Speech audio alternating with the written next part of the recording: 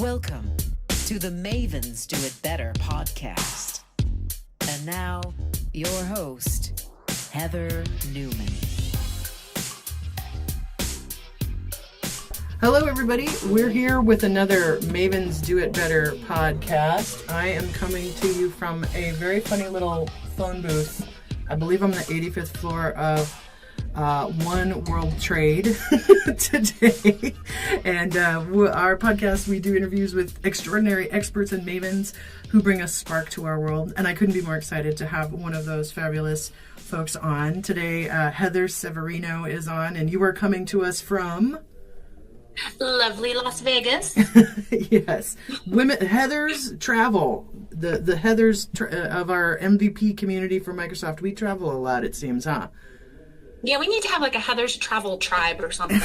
I think so too. So it's awesome. So yeah, Heather and I have been trying to get some time scheduled to do a podcast together and chit chat a little bit and share a little bit. And you are you the founder and owner of Teach You Tech? Is that your company?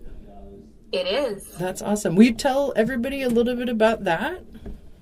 Sure. Yeah, so I started Teach You Tech about 5 years ago. I've been, working in the technology and training space for many years, over 2 decades now, and it's my passion, and I really felt like there was a need out there for maybe more of like a boutique type of an offering to help organizations with adoption and usage of Microsoft technologies. So I help in an on-site capacity, a virtual capacity, and on-demand videos as well. Oh, that's awesome. And so, Heather, she's a Microsoft MVP. You're an MCT Regional Lead as well. Is that right? Correct? Yes. So an MCT is a Microsoft certified trainer. Yeah. So you have to hold certain technology certifications as well as instructional skills that you have to qualify to be an MCT. And with that, after so many years of being an MCT, you can apply to be a regional lead. So it's an appointed position for community efforts, kind of similar to the MVP program. Mm-hmm. There's about 75 of us worldwide that help others that want to become MCTs, coming back into the program, or Sure. just kind of mentoring existing MCTs. That's awesome. Wow. And I know you have been a OneNote MVP for a really long time too. Isn't that right? Yes, that's actually how I became an MVP. I was helping educators learn how to use OneNote in the classroom and to get certified with OneNote, and went out to a lot of conferences and spoke at those and helped with workshops to prep them for the certification exams. And then since then, kind of OneDrive has kind of come into the fold, and now Teams has come into the fold. Sure. Everything's kind of integrating. Yeah, that's awesome. I will admit OneNote is my favorite Microsoft product. It just is. It's crazy that, because I always I have that hat from last year's MVP summit that says I heart OneNote. Yeah. And yeah, I kind of feel like I'm not holding up to that with Teams now, because it's like it's a struggle because I heart you. Yeah, I know Teams has definitely come on with a force, and I think all of us do love it very much. And there's so much buzz about it, I guess, as well. Do you find that you're speaking more on the Teams angle than anything else right now these days? In training offerings, yes, that does seem to be what everyone has questions about if they've not had exposure to it yet, or there's specific things that they're trying to understand on how it differs from, or how it's similar to SharePoint, Right. team sites, and Office 365 groups. There still is a lot of curiosity around OneNote. I think now that they have a great mobile app, Yeah. that is getting more interest as well. Mm-hmm. And I know I was writing a little bit about the, changes, and I think I was on a call about, the OneNote for Windows 10, and then OneNote 2016 eventually going away. That's sort of a big change for people, I think, too, potentially. Yeah. Yeah. I also was curious, so do you live in Daytona Beach? Is that where you live currently? Just outside of Daytona Beach. I'm in a small little beach town just south of there. Oh, that's awesome. That's great. Well, and I want to know, you and so Heather and I have, been around each other at different conferences and gotten to know each other a bit. And we did a lot last year at Microsoft Ignite with the Diversity in Tech programming, and so we got to hang out a lot during that show, which was awesome. But will you tell everybody kind of how you got started in IT and how that happened for you? It'd be great. You mean the whole accidental thing? Yeah, sure. Accidental technologist. Exactly. I was in college majoring in biology with a minor in marine biology and working retail. You know, if any of you have worked retail, the weekends and the nights, and especially the holidays, can be a bit challenging or daunting.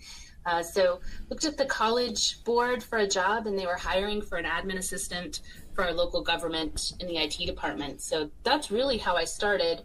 And then we would get calls, and I would help some of our clerks and judges with the issues that they had, instead of maybe passing them on to our desktop support. And the IT director kind of recognized that and mentored me and said, you know, I think you've got a knack for this. Would you like to kind of become a help desk, start a help desk? So I was the help desk. Oh, wow.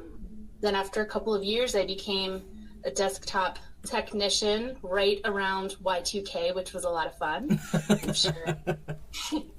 You know what I'm talking about, Heather, and I'm sure some of our listeners know too. I do. All the fun things that were going on around then. Yep. From there, I became, it was accidental help desk to accidental desktop technician to accidental technical trainer. Wow. And started getting my Microsoft certifications while I was there. That's awesome. Wow. Yeah. So the biology, what was where did that come from when you were getting up in college and stuff? Yeah, growing up in Florida, just loved marine life. My family would take me to Marineland and SeaWorld a lot as a kid. Sure. There's pictures of me, swimming at the beach probably before I could even walk. Sure. I think it was just natural exposure to something that I connected with the marine life. And some of the organizations I was in growing up, like 4-H and other things, I had some exposure to it in summer camp. There was a marine biology summer camp that I went to. So just a natural progression, and recognizing that, I didn't go into that as a career. I've tried to find some ways to fit that in with helping with organizations nonprofits that help with that, as well as any way I can be in the water, whether that's snorkeling, scuba diving, you name it. Okay. You like blowing bubbles then, huh? I do. That's awesome. I'm PADI certified as well, and I love getting down there when I can. So that's so awesome. Yeah, and Daytona Beach, I think, and growing up in that area, did you, as far as the spring breakers, was that a part of your, family's life of oh my goodness, these people are coming again? Was that kind of part of your growing up? Yeah. It's kind of interesting to watch how that progressed, because it became really popular when MTV was coming there. Oh, sure. And you'd had Pauly Shore and all those folks there. So it's kind of cool to catch the tail end of that. Right. Yeah. That is so funny. So, and that's very cool that you have those interests outside. And yeah, I love it to learn about what people, what they're passionate about and organizations they work with and stuff. So yeah, that makes sense with the growing up on the beach. And so as far as the diversity and inclusion in tech, I know you're doing a lot of work in that area as well. Do you want to tell everybody kind of things that are happening for you in that realm? Sure. I feel like as a woman in technology, there's definitely more exposure or more awareness to that, and it being a part of being able to kind of share those experiences throughout the years that we've had, and how there's a shift happening, and how we can get everyone to support that shift and get more women in technology. I think it's great to help, speaking at conferences like Ignite that you mentioned, Heather, helping with community efforts as far as mentoring. I like some of the things that, we're doing as MVPs, that we kind of have more of a formal program for that now, that we can throw ideas out there and do things with that. One of the companies in my local area that I'm interested to learn more about is a company a nonprofit that supports coaching adults with disabilities to be able to live on their own and work on their own. Mm-hmm. And it's adults that have blindness as well as another disability. So I'm really interested to see how they're using technology, and maybe what I can help with that helps their employees as well as who they're helping to kind of live that life. Yeah, that's super cool. Yeah, and you're an author. Talk about that. What have you written? Where can we find some of your authorship as well? Yes. So I've written a book around Office 365 collaboration for conversational geeks. So if you go to conversationalgeeks.com, you can register on that website to download a free copy, an ebook of that. You'll also find printed copies of that at different technology conferences, like Ignite. They usually have a booth there where they have printed copies. And we have one in the works for Microsoft Teams right now as well. And that will probably be published, I would say, sometime mid this year. Oh, that's very cool. So you're a Fitzpatrick. Uh-huh. Yeah. So is that family heritage Irish there? It is. I'm kind of a mixture of many things, and it's funny you say that, Heather, because I've started doing some ancestry research to find out where exactly is a lot of my family from. So some is Ireland, Germany, Bohemia, which is now the Czech Republic. Uh-huh. Cree Indian, somehow. Okay. Interesting. And then Severino, is that Italian?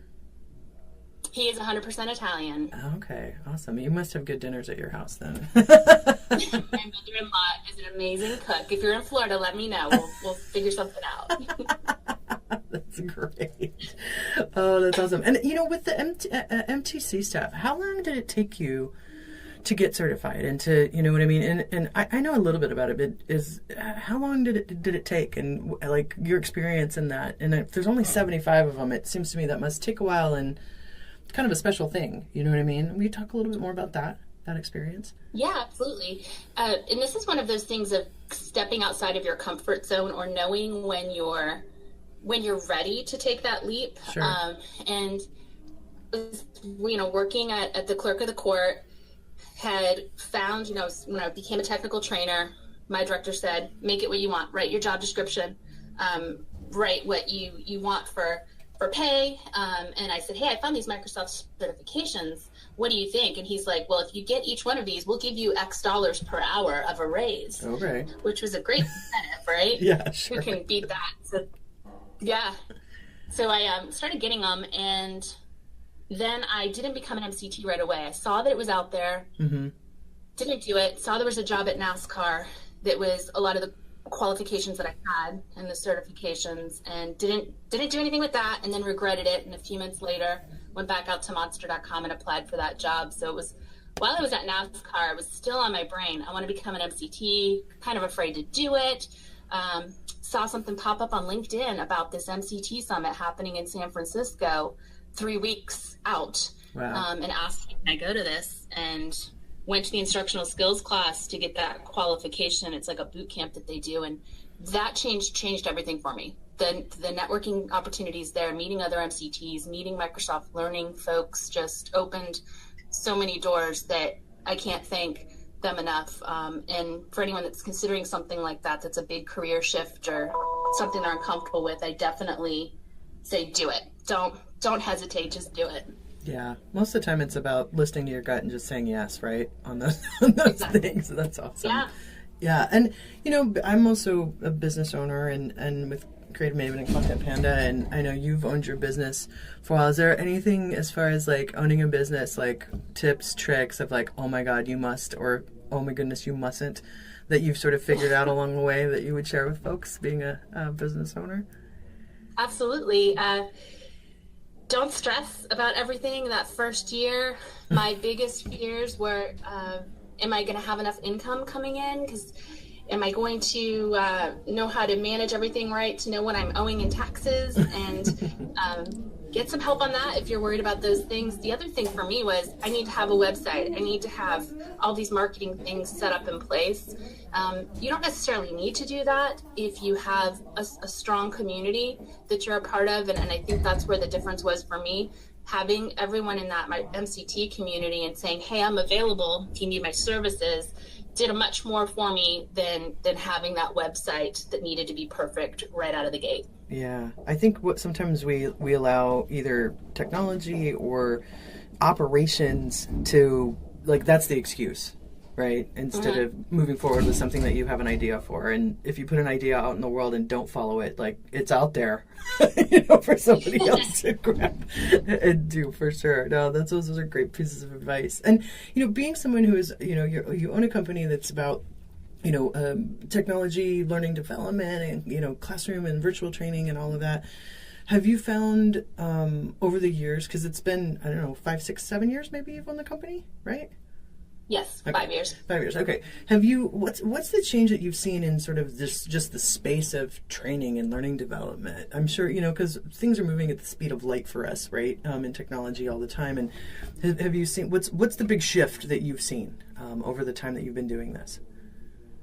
For a trainer perspective, or someone that is trying to keep up on these technologies, whether it's being certified or not, the way that we get that information and the speed at which we get that information has multiplied so many times compared to even 2 years ago when you think about it, because we used to have this cadence of a new version of an application would come out about every 2 years. Mm-hmm. So we would have time to kind of develop those training materials, read those training materials, and now you can't do that. You don't have those printed training materials like you used to. Right. Everything is online or ebooks, and a lot of times they're not even making a lot of those training materials because it changes too quickly with everything being in the cloud now. So that's one shift.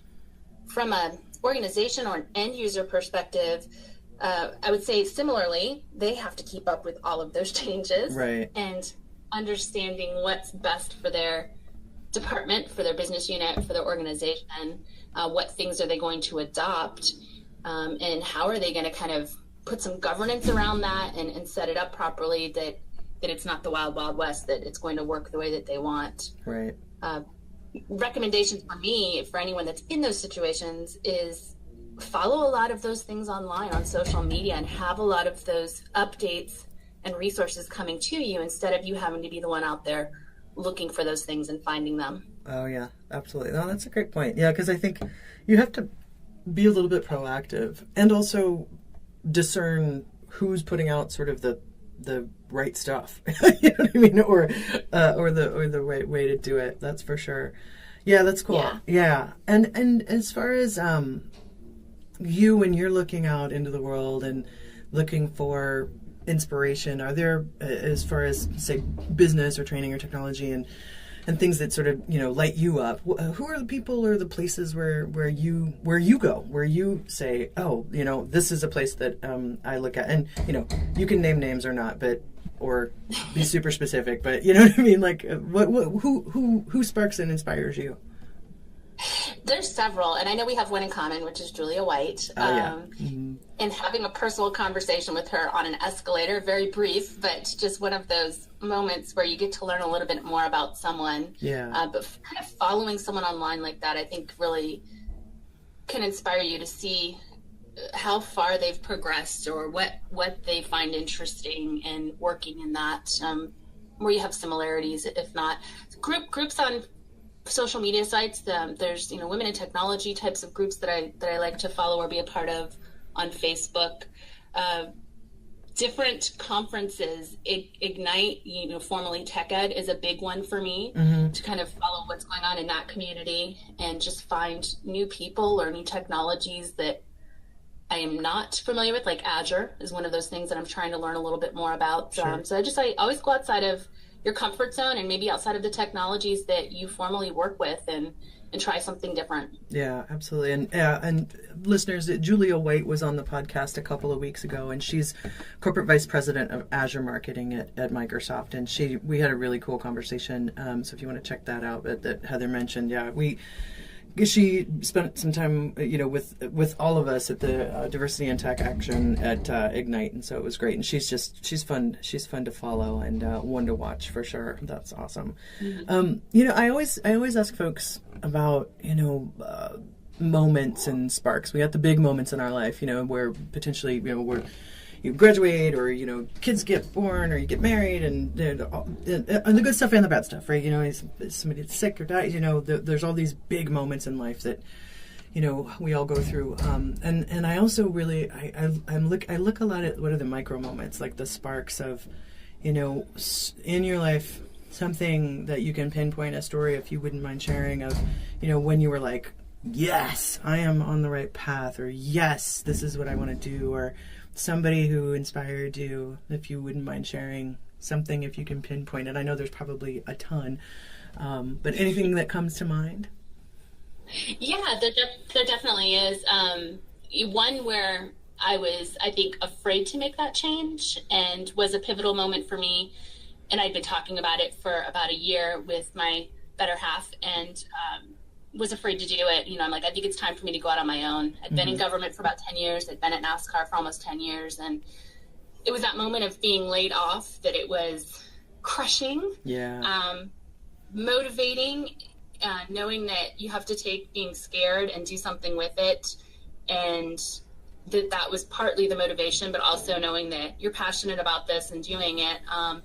In that moment, being told, you've just been given the gift that you've been asking for the past year, and you don't realize it. You now have this opportunity to go and make it what you want. And becoming a solopreneur, an entrepreneur at that time, I think was one of the big moments. I would say another big moment for me, not really realizing where I was going with my career, but it was kind of sharing the computer stuff with my grandfather. He wanted a computer. He'd never even been on one, and I helped build one for him. Wow. And helping him learn that computer, I think, was one of those things where he recognized something in it that maybe I didn't at the time. And I think that a lot of that came from that. That's awesome. Isn't it interesting when you're teaching somebody else, especially an elder that you respect and all of that. I've had similar with my parents. I taught my mom, taught my mom how to Facebook and all the emojis and stuff, which now she checks in like everywhere, like whenever she does anything, but she definitely loves it. It's so interesting you brought up retail, because my dad worked for JCPenney's for 40 years. So, and was a store manager. So every time he got promoted, we moved, so I lived that retail life as a kid. Very much, and long weekends and lots of standing, and I even worked at JCPenney's for a while, so that's kind of funny. We have that in common too. So you mentioned NASCAR. How was that? How was working there, and what was that about? What was that all about? Talk a little bit about that if you would. So when I took that job, it was a crazy experience. I applied for it.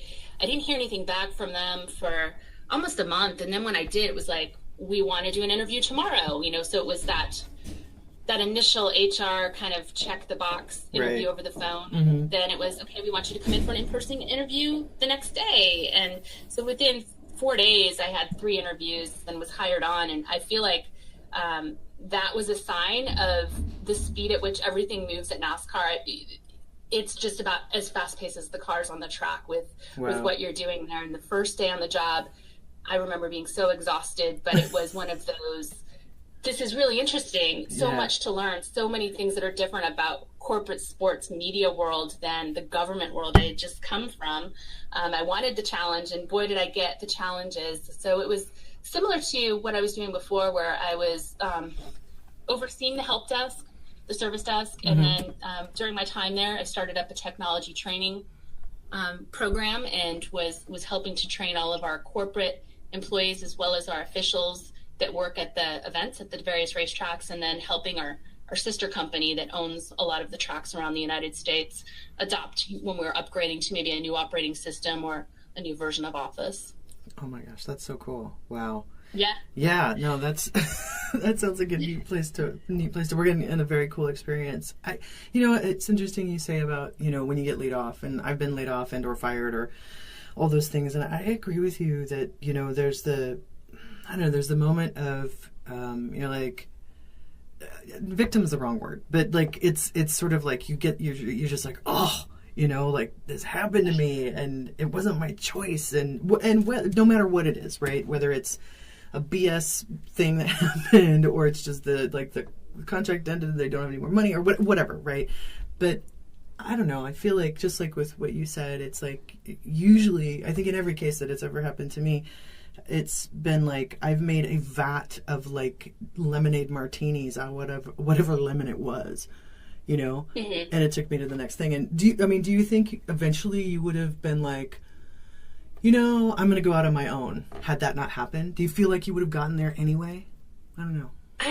I think so. I think it just would have been delayed. Yeah. I think that I was really, wanting to kind of see through some of the things that we were working on there. And I really enjoyed working with my boss and some of my colleagues, that those relationships would have kind of been what would keep me from making that decision sooner, I think. Yeah. The great thing about it is, I still get to help them out with their training, and cool. I still help them with, particular efforts. So definitely I'm happy for that there's still opportunities that I'm given, and that I know that, there's a good relationship there. So. Yeah. Yeah. And a lot of times, I don't know, you don't always, like, things come around too. You know what I mean? Yeah. Like a lot of, even if, because a lot of times people don't have a choice, right? And they're like, I'm sorry, I have to do this. And you're like, hey, life it happens, right? So that's totally cool that you have a great relationship with them.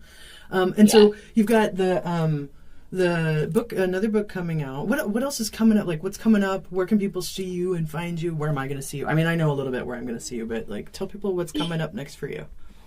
Sure. So, conferences coming up that you can find me at. So the North America Microsoft Certified Trainer, or North America MCT Summit, is coming up in Bellevue, Washington in March. Cool. So that's where I became an MCT. For anyone that's interested in going to our instructional skills weekend course and then attending our 3-day summit, we have a lot of folks from Microsoft Learning and different programs there speaking. So I help plan that event, and I'll also be speaking at that event. You'll find me at the SharePoint North America conference, delivering the OneDrive for Business pre-day workshop. Awesome. Maybe some other things to come at that conference you'll find out there. Yeah. And usually you'll find me at Microsoft Ignite. If you're online and you're looking for some learning resources, you can find my courses on LinkedIn Learning and lynda.com. Recently released was OneNote for Windows 10. I have some other courses coming out around Dynamics 365, another OneNote course, and a few others that'll come out later this summer and in the fall. Yeah, I think everybody needs to have more of the dulcet tones of your voice. So that go check her stuff out because it's awesome. Thank you. You're welcome. That's great. So I guess to close out, is there any piece of advice? I know as an entrepreneur, we talked about that a little bit, but just sort of, it's like, I think to me, you're such an expert in technology and working in this space, and I've always just thought I've always seen your stuff and been like, wow, she is just so impressive and amazing. And anything that you'd tell your 20-year-old self or someone coming up in technology to things to think about. Just to get involved in anything you can. User groups, local user groups. If you don't have user groups, maybe you're in a really rural area, find some of these virtual user groups online that you can participate in. Those are really helpful. My 20-year-old self, Heather, what I was really afraid of back then was Toastmasters. I knew somebody that was in that. Yeah. It took me to get there, but I think that's made quite a difference in public speaking and how I deliver things or how I question in training scenarios. Yeah. So definitely go maybe even outside of technology. I know, Heather, you were were you a drama major? Yep. Am I remembering correctly? Yep. Mm-hmm. Yep. Yeah. So even things like that, like we're going to have to talk later because I'm thinking about doing this actor workshop that happens on Saturdays just to kind of get more comfortable in front of the camera and learn some different tips and tricks. So totally. All over the board. I would say don't limit yourself to just learning about technology. Yeah, I completely agree with you on that. Yeah, and I think the Toastmasters, I think, is great. And, it's interesting, Julia White, who we were talking about, she mentioned that, she was at some point like, I'm going to have to do that. And she was like terrified, and I think that's something that comes up for a lot of people. And it's not just women. It's public speaking is up there with like spiders and sharks and, as far as fears and stuff. So I think you're absolutely right. And I mean, I find that, I'm on presenting like all the time, and I mean you are obviously you're an instructor, but do you find that like what percentage of your time are you like giving something? Probably too much to the point that when I come home I am told to not talk so loudly, to not use my trainer voice. Could you take it down a notch, Heather? That's hilarious. Yeah, I've been told that too. What a shocker. But anyway. And I think it's okay to have, and you might agree with me on this, I think when you're on all the time, like 110% of the time, it's okay for you to take some time for yourself. Don't feel like you're being selfish if you just need to veg in front of the TV or, read a book in your pajamas for a day after you've been gone for a week or two or yeah. Well, that's absolutely great advice. Yeah, so that's awesome. Oh, well, this has been delightful as usual. I love talking to you, and I think you're amazing. So where can people find you online? Let's talk about that for a second. We'll put it in the show notes, of course. Yes, you can find me on LinkedIn and on Twitter, and I've recently changed some of my handles, so I have to I believe it's, I think it's Heather Severino is my Twitter handle now. Okay. And I think my LinkedIn is like Tech Trainer Heather. Okay, cool. Well, we'll make sure and put them in the show notes so everybody can find you. So, yeah, that's awesome. And definitely LinkedIn Learning and lynda.com. She's got great courses up there, too. And then book coming out soon. So, all kinds of good stuff from Heather Severino. So, it's so great. Well, I appreciate the time, hon. And thanks for chatting with me while you're in Vegas. You're going to get out and get a little gambling in or a show or something? Yeah, we've got a little something planned. We just did a tour of the Grand Canyon. I think that's the big bucket list highlight of the week. Wow. Yeah, I've been to. That's amazing. Good for you. That's great. Yeah. Well, cool. Well, awesome. Well, I will see you at the MVP Summit in March. Yeah? Looking forward to it. All right, hon. Well, thank you so much. And everyone, this has been another episode of the Mavens Do It Better podcast. You can find us on iTunes and Stitcher and Spotify and Google Play. All the same places as usual on the mavensdoitbetter.com website and at mavensdoitbetta, B-E-T-T-A, on Instagram and Twitter. So wishing you another beautiful day on this big blue spinning sphere. Thanks so much.